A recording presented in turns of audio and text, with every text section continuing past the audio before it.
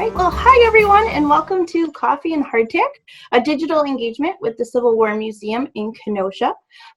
This is a bi-weekly program that we do where we bring in Civil War historians and educators to kind of tell us about their expertise. So I'm Jenn. I'm with the Civil War Museum. I'm the curator of social studies education, and with me as always is Doug Dowman, our manager of the education department and also the curator of the Civil War Museum.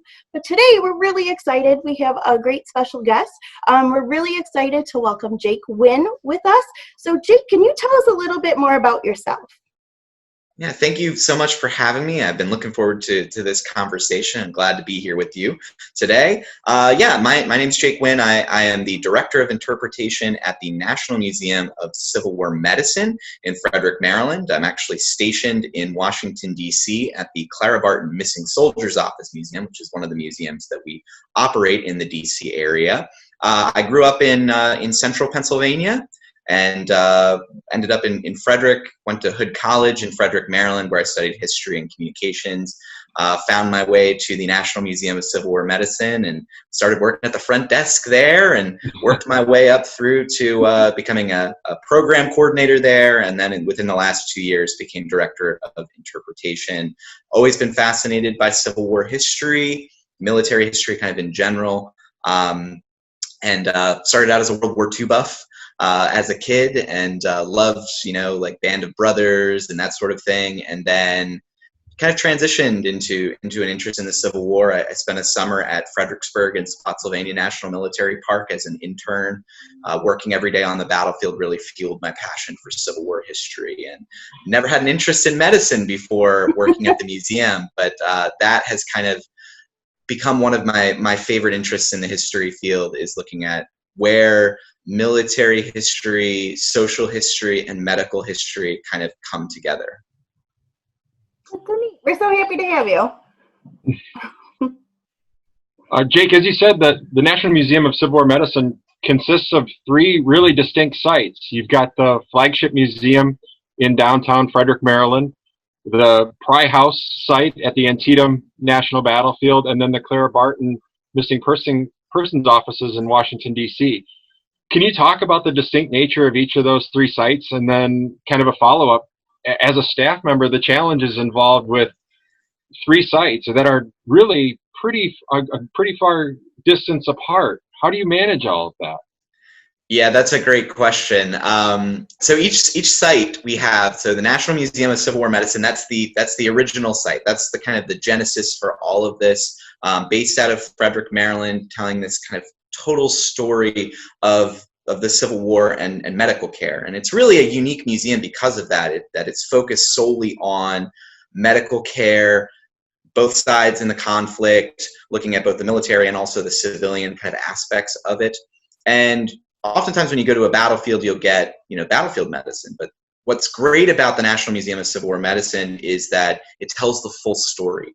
You get what was life like in camp. You get a lot of the kind of recovery efforts, so that battlefield medicine isn't the end of medicine for soldiers. They have to go through a whole other process before they can get back out to the field.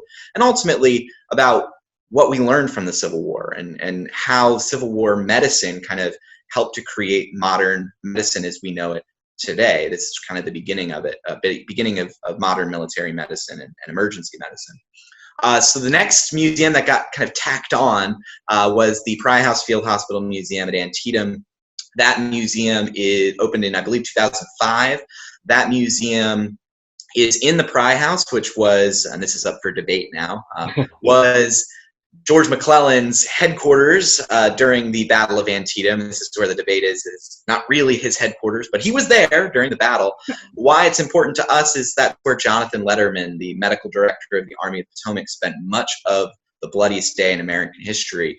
The home itself was used as a hospital for officers, for Israel Richardson and Joseph Hooker were both treated in the house. Richardson died there after the battle. And the barn, which is still there today, 1840s structure was used as a hospital for several hundred wounded Union soldiers, Union and Confederate soldiers. So that site is really where we dive deeper into battlefield medicine and what that was like on the battlefield. So that's our battlefield location. And then the Clara Barton Missing Soldiers Office Museum, that's our newest museum that opened in 2015. We signed an agreement in 2012 with the General Services Administration of the federal government. That's our partner down here in DC. And that is the restored 19th century boarding house where Clara Barton lived during the Civil War. And it was nearly torn down in the 1990s, saved from destruction thanks to probably one of the most incredible preservation stories you'll ever hear. Tap on the shoulder. Carpenter finds a whole trove of Clara Barton related artifacts tucked away in the attic of this building that was about to be torn down. And the General Services Administration funded a renovation of the space to bring it back to its 19th century appearance. And so today at that museum, we were talking about Clara Barton, who she was, angel of the battlefield, worked during the Civil War, including at Antietam, and then really focusing in on her work after the war, which is kind of the forgotten story of Barton. She and her team found about 22,000 missing Union soldiers after the Civil War. And so we focus on her at that site. So yeah, they are geographically distant. It does make my job difficult. I am really the only one. There's one other staff member, Alyssa, who makes trips to all three sites. And so it's trying to, we're a relatively small staff for three museums, so there's a lot of running in between sites. Trying to manage all three sites can be pretty interesting, I have to say. Working from home has made that a lot easier, but now as we're starting to get reopened, it's really trying to make sure that all three sites are ready to go whenever it is we can actually open our doors again. Jake, I have a quick follow-up question for you concerning the three sites, and I realize this is like trying to pick between which of your kids is your favorite, but of the three, which one do you enjoy interpreting the most?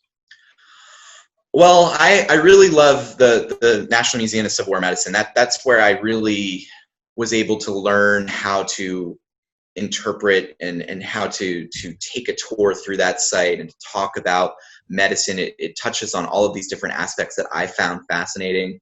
But since being at the Missing Soldiers Office last year and a half, almost 2 years now, I do think the story that we tell there and the story that the space tells itself is just riveting. And we bring tours through there, and we're tucked away. We're pretty hidden. Not a lot of people know about us. Our visitation numbers are increasing, but at a fairly slow rate, so people are still learning about us. But when people come out of that tour, they are just, you feel this almost like you've been changed. Like you walk into this space, and people have described it as almost like a religious experience. I don't know if that's just the space. It's also the story of Barton and how powerful her story is and who she was and how she, as a single woman in 19th century America, changed the world. And this is where that story really started for her, becoming a humanitarian. That is pretty powerful. And so, I love taking tours through there. I love talking about the Missing Soldiers Office. Neat. That was fun to hear about. We also have three museums, but they're very close together, so we do not have any traveling time, and they're very different topics too. Mm-hmm. So we get it, but yeah, ours unfortunately, the probably the worst part is, I think we have America's second worst traffic in between Frederick and DC, which is between the two sites that I work at most frequently. So, what should nominally take an hour to drive between usually ends up taking more like 2. So it's not great. We're second to Los Angeles for worst traffic in America. So. Yeah, we don't have that problem. So I have the next question, and you mentioned camp a little bit, so I kind of want to delve into that because we give tours, and Civil War medicine is a little bit on our tours too. And the thing that surprises a lot of people is that more soldiers died in camp from disease and infections than they did out on the battlefield. So why was that, and what medical challenges did they really face in camp versus out on the battlefield? Yeah, this is the most surprising fact, I think, for a lot of our visitors as well, when they learned that, camp was the most dangerous place for a Civil War soldier to be by far, and that's because you have to go back to kind of the underlying medical knowledge at the time. There is a lack of understanding about what causes disease, what causes infection, and because there's a lack of understanding about what causes disease and infection, they can't really treat it. And they don't have the techniques, they don't have the capabilities of adequately dealing with the diseases that they're facing. And so this is where the Civil War helps to create a lot of the modern infrastructure that we have, is because necessity kind of ruled the day for them. And because so many soldiers are dying of diseases like typhoid fever and dysentery specifically, those are illnesses that are going to be very easily spread in places with a lack of infrastructure in terms of sewage, in terms of adequate access to clean water. And so as the war goes on, they don't make a full connection to that water source problem and sewage problem, but they are starting to make some real developments there. And so they're cleaning up their camps. They are ensuring that soldiers are having access to clean water when possible. And so there are changes that are going to be made during the war. But just as we're experiencing today during a pandemic, and, there's a reason that people are not allowed to gather in large groups. But in the Civil War, that's how these armies worked. These armies are the sizes of cities. And you're putting all of these young men close together. Many of them come from rural areas. They have not been exposed to diseases that, people in cities would have been exposed to at a young age. And so you see diseases like chickenpox, measles are going to be rampant in some of these army camps during the war. They're going to be spread very easily in tents where men are living 6, 8, 10 men to a single quarters.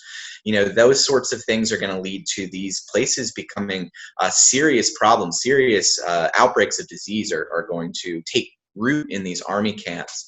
And because there's not an ability to really treat those diseases adequately, it means that many of those soldiers, unfortunately, will die. And in some cases, the treatment was worse than the actual disease itself. So you look at what they're using for, dysentery and typhoid fever, the idea that mercury is helpful in treating these diseases. It's not doing anything to help the disease. Plus, you're also poisoning the soldiers. So those kinds of situations, those issues are why those camps are more deadly.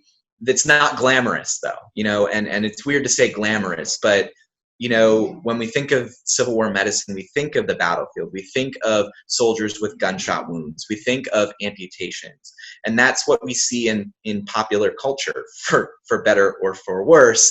And the real truth of Civil War medicine is most of it is doctors struggling to figure out how to treat these soldiers with all of these numerous diseases that are out there and that are inflicting suffering on those soldiers. It's a really good point, and it really dovetails well into our next question is, there are a lot of popular misconceptions out there about Civil War medicine due to popular culture, movies, etc., in regards to medical care or the training that physicians would have received, nursing care. What are some of the ones that you hear the most often in your work at the National Museum of Civil War Medicine? Then, what's your most effective way to go about changing these myths and changing these popular misconceptions? Yeah, this is definitely something that we experience every day at the museum. There are a tremendous amount of misconceptions about the Civil War and medical care. The most prevalent is, of course, the anesthesia myth, right. The lack of anesthesia myth. That's the one we hear. People will come in and especially visitors that are coming in off the street that may not have planned their visit in advance, that are just visiting Frederick, Maryland, and are like, oh, here's a museum about Civil War medicine. Oftentimes we'll hear from them when they come in and you're like, how do you have a full museum about this? It's just, you give the soldier a shot of whiskey and you just hack off their arm. That's Civil War medicine, right? And, we hear that with biting the bullet is another one, that these doctors were ignorant entirely, that they were the old sawbones. They just chopped off arms and legs left and right for no reason. And the way that we approach those kind of misconceptions is, when visitors come in like that to the front desk, we have a conversation with them. You say, it's actually quite a bit more complex than that. And if you go through the museum, you visit the museum, you'll see this, and it's borne out by the statistics. I personally, this is kind of my style.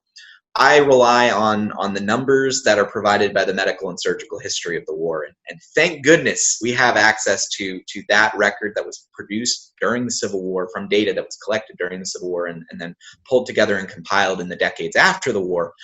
And we can go right to those statistics and say, these are collected during the war. Here are the numbers. Here's the source material. If you want to go back and read more about this, if you don't believe me, you don't believe the museum exhibit labels, you can go and read this yourself. It's available online. You can go and see where we're pulling these numbers from. And, to dive in and talk about the importance of not looking at Civil War medicine and not looking at the Civil War in general, and really in history overall, trying to get away from looking at it through our 21st century eyes and saying, oh, how stupid it was for them to be using mercury as the medication. You have to go and understand and look at medicine and look at the world the way they were looking at it, and the understanding and the knowledge that they had. They didn't know. They didn't have access to microscopes that were powerful enough to see into this microbial world. They didn't have yet an understanding. It's being developed during the Civil War of things like germ theory, of things like the antiseptic surgical methods that are going to be pulled together by Lister right at the end of the Civil War over in Europe. They don't have access to that knowledge. So you have to understand the world through their eyes. And understanding with the knowledge that they had available, they were doing their best. And also it's important to understand too that considering the knowledge they had, they did a fine job. The surgery that they're doing during the war is dare I say, cutting edge. Bad puns. They are becoming some of the best surgeons in the world because they are faced with these horrific injuries, and they have access to anesthesia. They talk about having access to anesthesia, and the surgery they're doing, it lines up with that. They couldn't, if they didn't have access to the chloroform and ether that they have, they wouldn't have been able to perform the surgeries that they did. These careful operations to remove arms and legs in such a way that is going to mean that the patient will be more comfortable at the end, and also can fit up for things like prosthetic arms and legs. And so it's really trying to bring our visitors to this kind of higher understanding of the war. And for some, it's been baked in. And it's really hard to get people away from kind of what they've always understood and what they've always known about medicine from popular culture, whether it's in a movie or it's just kind of what's been distilled down over the last 155 years about medical care. Sometimes visitors get pretty hard-headed about this, and they don't want to hear it. They don't want to kind of broaden their horizons to this. And so we try to give them the tools to say, hey, you can go read this yourself. You can go and find these books, whether you want to buy them in our museum store or if you want to go online to archive.org or Google Books, you can find access to the original sources. So that's where we're always trying to point people to go and research and understand the story themselves. That's great, because like you said, there's a lot of misconceptions around the Civil War in general. And so having that historic record is such a great way to point people towards the history itself, right? Yeah, this is where the having access to the internet is just amazing, and all of the scanning projects of books that's been done, and now manuscript collections that are being digitized and transcribed and put online by institutions like the Library of Congress are so helpful, because you can say, you can go and research this story yourself. You can go and read their words and understand that a lot of our understanding of this has been shaped by forces that are very separate from the original primary documents. And those, go back to those sources, and that's where you can begin to piece together the full story. So it's kind of, of course we're a medical museum and we're doing that, but we do have a big focus on trying to encourage good historical practices as well, and trying to give people the tools to do that and to understand not only just about what our mission is to talk about Civil War medicine and its relevance to today, but also giving our visitors the tools and the knowledge to kind of go and put the story together for themselves in a good, historically accurate and sort of way. Absolutely. And that's all we can do is, museum educators and museum workers is help with that historic literacy and continue that. Kind of off this subject, but kind of related to your answer. Do you see any medical lessons that were learned during the Civil War that are still practiced in modern medicine, be it civilian or military medicine? And what are those? Yeah, this is a big part of our mission. We actually went through a strategic planning process in the last, I'm trying to remember, I think 2 or 3 years ago, and we kind of revamped our mission. And the mission, of course, we're National Museum of Civil War Medicine. That's what we do. We talk about Civil War medicine. But a big part of what we revamped is drawing the line between past and present, and to make those connections, because in Civil War medicine specifically, there are a lot of connections between the past and the present. And when we start to look at things like triage, triage is something that is going to be utilized in the Civil War for really the first time in American military history, because you have so many casualties that need to be cared for in a major engagement that you need to organize who's going to get treated first. And you have to make those kinds of decisions. Necessity, again, ruled that you had to kind of make those decisions. They didn't call it triage, but that idea of sorting people, deciding who needs medical care first, is really going to come out of the Civil War. The basics of Civil War medicine are creating a baseline for the modern healthcare field. Hospitals, for the first time, first hospital systems in the United States, North and South, are going to be developed during the Civil War. The idea of a nursing profession is going to come about because now you have these hospitals and you need to have workers in those hospitals. And so that's going to come out of the Civil War as well. Specialization in medicine. The idea that, before the Civil War, the idea of course, if you're a doctor, you go to medical school, you're a generalist, you know everything about medicine. And during the war, there are so many certain kinds of ailments, certain kinds of injuries, that you start to see doctors saying, I'm really fascinated by this type of injury or that type of condition. And so you start to see that specialization really come in, and that lives on right to the present day. During the pandemic that we're all experiencing across the country and around the world, this is something the museum has also been trying to do, is to draw some connections between the past and the present in regards to the spread of disease, things like vaccination, a very hot button issue today, unfortunately. I'm not really sure why that is. It makes me very frustrated.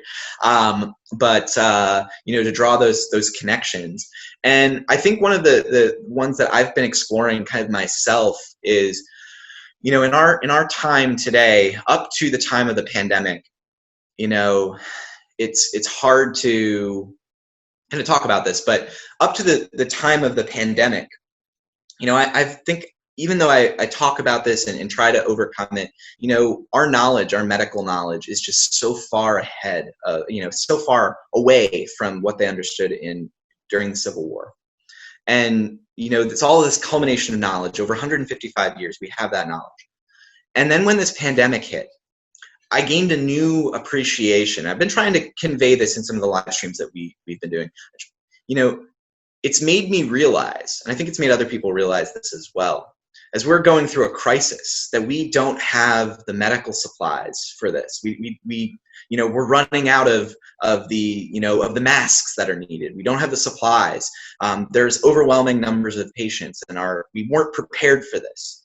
And suddenly, as we're living through this chaos that's been going on for the last couple of months, I'm like, oh, this is what it was like to live through that moment in the Civil War, where you have a crisis that has never been seen before in this country, and we have to make up things as we go.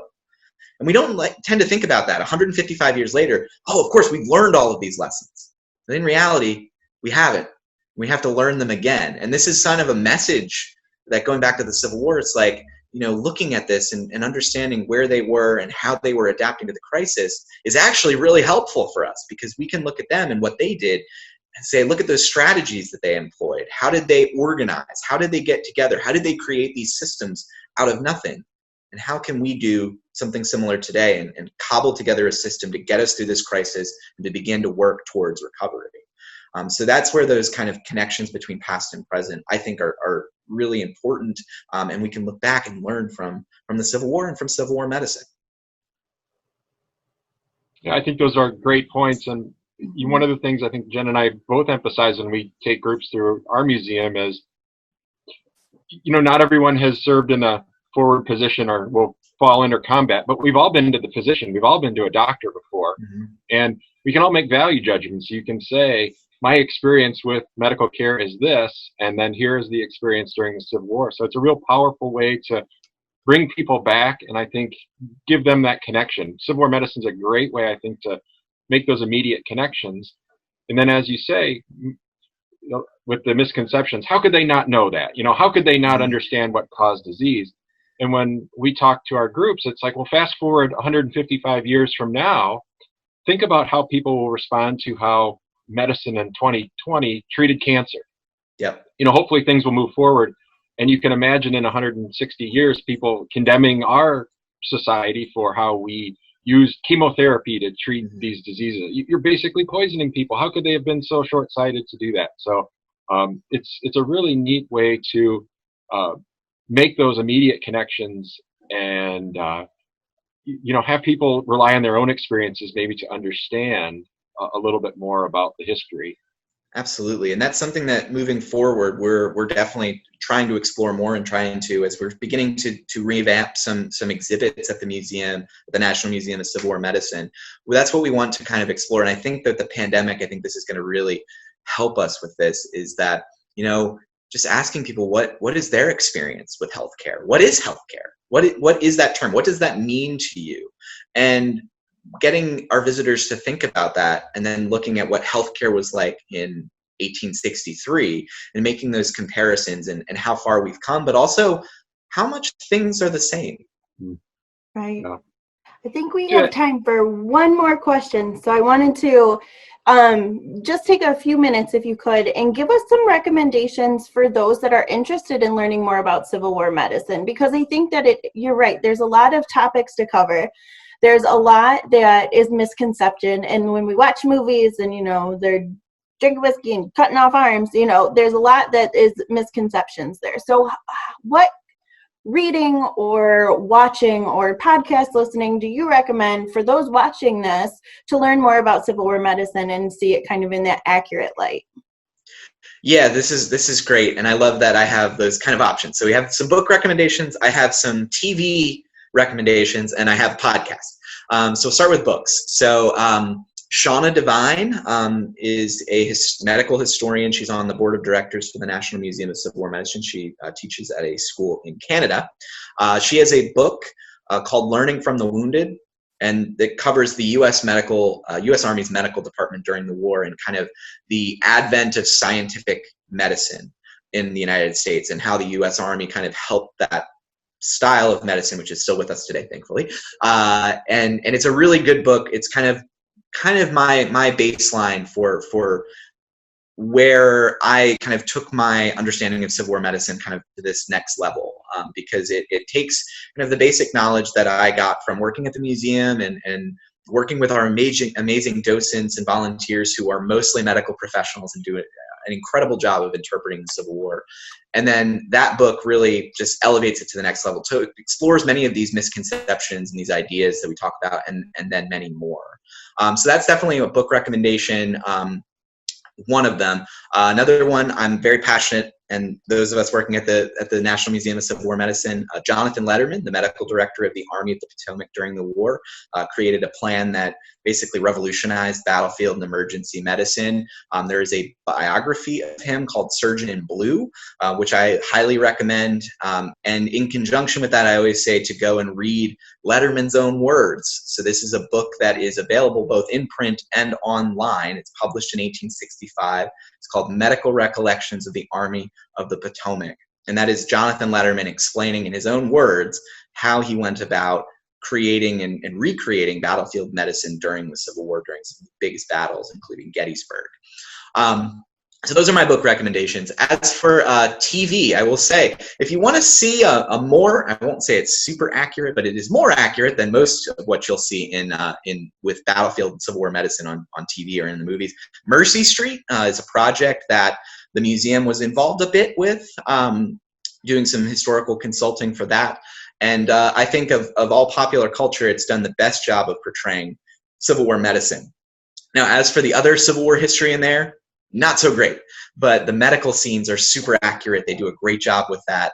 The story itself, I have some problems with, but if you want to see an accurate depiction of Civil War medical care, Mercy Street does a pretty good job of that. And as for podcasts, and this is one of my favorites, there is a podcast called Sawbones out there, which is a marital guide to misguided medicine.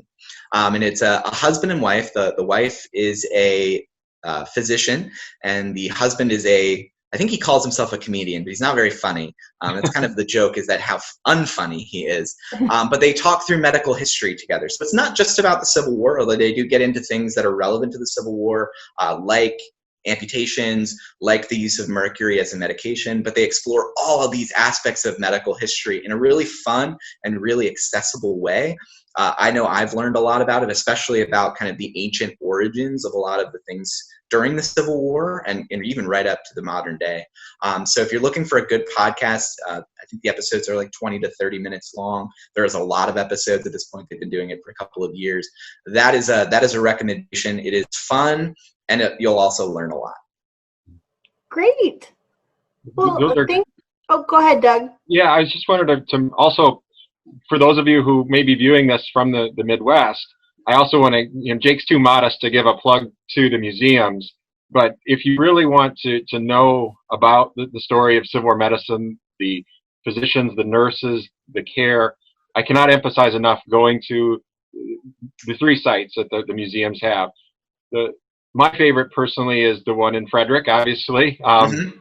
And for those of you who are viewing this who've never been to Frederick before, it's an easy half-hour, not far from Washington, D.C. So if you're planning an Eastern Theater trip and you're kind of in that area, definitely take the time, take a full day at least to go to Frederick to see the museum. But then Frederick, the downtown area is amazing as well. There are so many places to go for restaurant options, places to stay, places to eat. I sound like the Chamber of Commerce for Frederick, but I used to live there and I remember it fondly, and it's a great place. So I can't recommend it enough to the people that are watching this, and also any of the 3 museum sites. There's so much rich history. There's so many great artifacts to see. Get out there and take advantage of it. Thank you very much. That's a great pitch for us, and I wholeheartedly agree with Doug's statements. It is an amazing place to visit. It connects to all of those. If you're making a history-based trip to the area, to the DC, Baltimore, Gettysburg area, these museums are available to you and are going to tie up a lot of the history that you're going to hear at places like Gettysburg or Antietam. You're going to learn more if you come to visit our museums. Well, great. We hope people come visit your museum when it reopens, hopefully soon. Thanks to everyone for listening, and thank you, Jake, for joining us today. Thank you so much for having me. Yeah. All right. Bye, everyone. Great to see you, Jake. Thank you.